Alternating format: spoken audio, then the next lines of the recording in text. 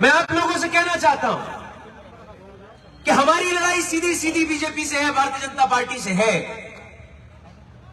लेकिन अफसोस की बात सबसे बड़ी यह है कि हम फिरकापरस्त ताकतों से लड़ रहे हैं और कुछ लोगों की लड़ाई हमसे है। और बात समझ से परे कि आखिर हमसे लड़ाई क्यों है। 2022 के अंदर विधानसभा का चुनाव हुआ। इस महफिल में बैठे हुए मेरे सब साथी इस बात के गवाह हैं कि आप सब साथियों का प्रेशर था, आप सब साथियों का दबाव था। हम लोगों ने समाजवादी पार्टी का दामन थामने का काम करा।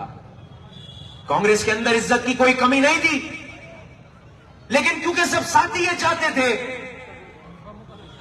कि समाजवादी पार्टी का साथ दिया जाए भारतीय जनता पार्टी को रोकने के लिए, हमने उस इज्जत की कुर्बानी देकर समाजवादी पार्टी का दामन थामने का काम करा।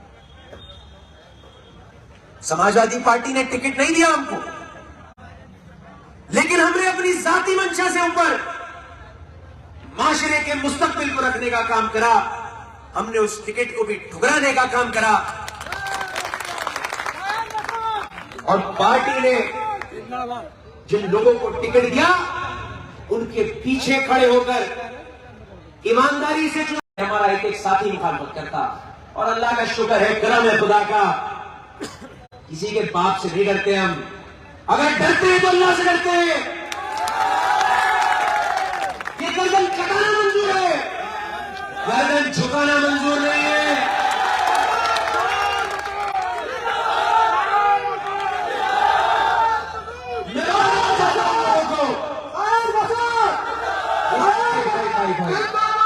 इस माइक का इस्तेमाल ना करें।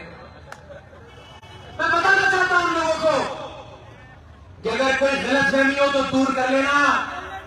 काजी परिवार किसी पद का मोहताज नहीं है। काजी परिवार एमपी एमएलए बनने का मोहताज नहीं है।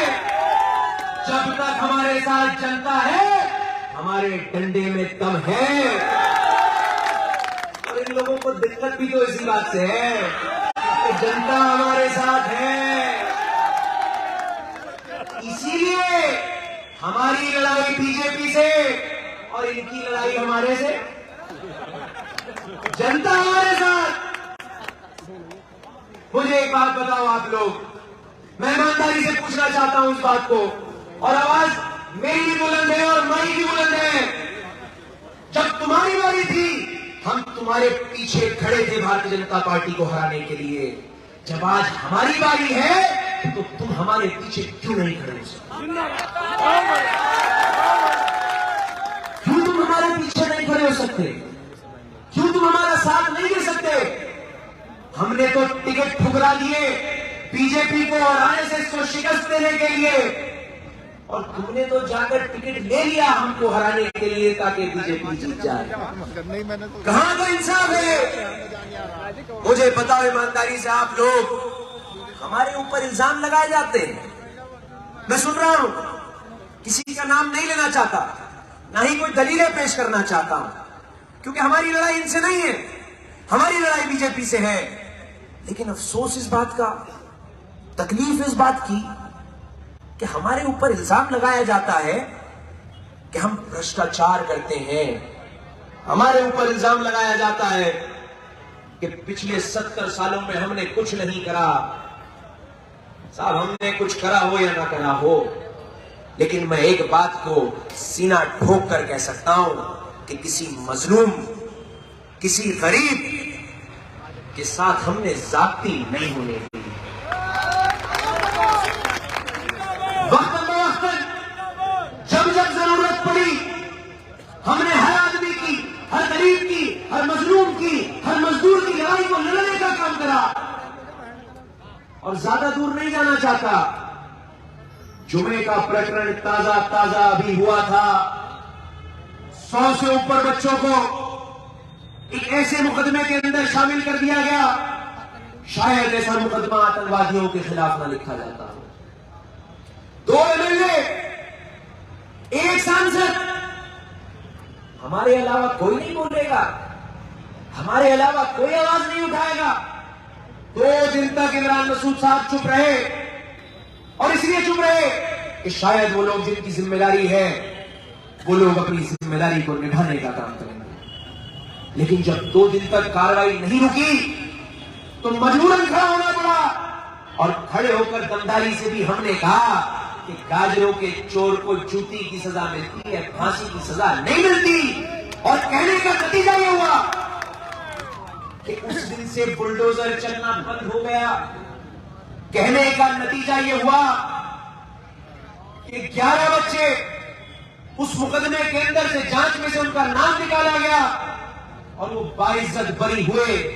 निरंतर हम लोग 2 महीने तक वकीलों के चक्कर काटते रहे, बाकी बच्चों की जमानत कराई और उनको इंसाफ दिलवाने का काम करा। और ये बातें मैं इसलिए कह रहा हूं, इसलिए बता रहा हूं आप लोगों को कि हम इन सब चीजों को खिदमत खल्क के तौर पर करते हैं, इस उम्मीद से नहीं करते कि हमें राजनीति में कोई सिला मिलेगा या कुछ मिल जाएगा राजनीति में।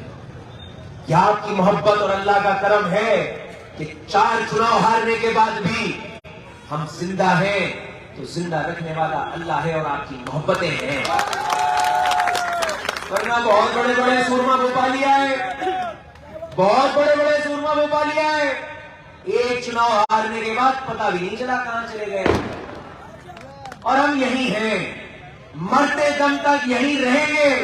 लगता मेरी आवाज सुन के बंद हो गया बेटा गाना, डॉक्टर साहब यही है, यही रहेंगे और अड़के बड्डी देंगे। जमुना पार छोड़ के आएंगे जो आ रहे जमुना पार से इस तरफ, इंशाअल्लाह। ये चुनाव आप लोग 1 लाख वोट से जीतने जा रहे हैं। मैं अपने उन साथियों से भी कहना चाहता हूं जो बहक गए हैं, भटक गए हैं, लड़ाई बीजेपी की है। जब तुम्हारी लड़ाई थी हम तुम्हारे पीछे खड़े होकर बीजेपी को हरा रहे थे। आज मैं तुम्हें दावत देता हूं, हमारी लड़ाई है, हम बीजेपी को हराने जा रहे हैं। हमारे पीछे खड़े होकर हमारा साथ देने का काम करो, जिस तरह हमने देने का काम किया।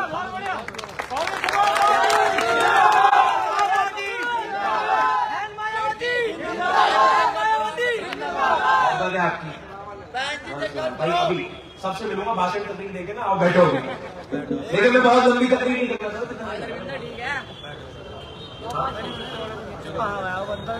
देखिए साहब, बड़े अफसोस की बात है ये, अभी कुछ दिन पहले हमारे घर पर कोई चिट्ठी डाल गया। उस चिट्ठी के अंदर बड़ा तफसीली बात थी। एक आदमी ने लिख रखा था कि तुम बोलने वाले मुसलमान हो, तुम्हारे ऊपर बहुत सारी खुफिया जांचें हो चुकी हैं, लेकिन खुफिया जांच में कुछ निकल के नहीं आया, और क्योंकि निकल के नहीं आया तो तुम्हारा भी अंजाम ये सरकार ऐसा ही करेगी जैसा अंजाम इलाहाबाद के अंदर, प्रयागराज के अंदर करने का काम करा। बड़े पापा ने वो चिट्ठी पढ़ी। पढ़ने के बाद पहला लफ्ज बड़े पापा ने ये कहा कि हम कलमे के शरीक हैं, अल्लाह को जिस दिन जान लेनी होगी अल्लाह ले लेगा, लेकिन डर कर घर नहीं बैठ सकते। सरकार को इतनी बौखलाहट हमारे बोलने से, हमारे आवाज उठाने से, क्या हाली जनाब इमरान मसूद साहब को 5 लाख के मुचलकों में पाबंद कर दिया। मैं आप लोगों को बताना चाहता हूं कि कहीं किसी जिले में ऐसा नहीं होता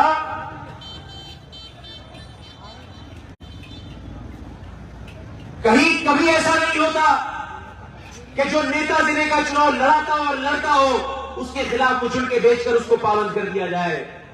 क्या जुल्म और ज्यादती हमारे साथ हो रही है? और ये सिर्फ इसलिए हो रही है कि हम आपकी आवाज को उठाने का काम करते हैं, आपकी आवाज को बुलंद करने का काम करते हैं। और क्योंकि बड़े पापा पहुंचने वाले हैं,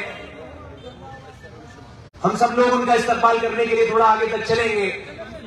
मैं एक शेर के साथ अपनी बात को खत्म करना चाहता हूं, और शेर कुछ इस तरह से है कि लश्कर भी तुम्हारा है, लश्कर भी तुम्हारा है, सरदार भी तुम्हारा है, तुम झूठ को सच लिख दो, अखबार भी तुम्हारा है।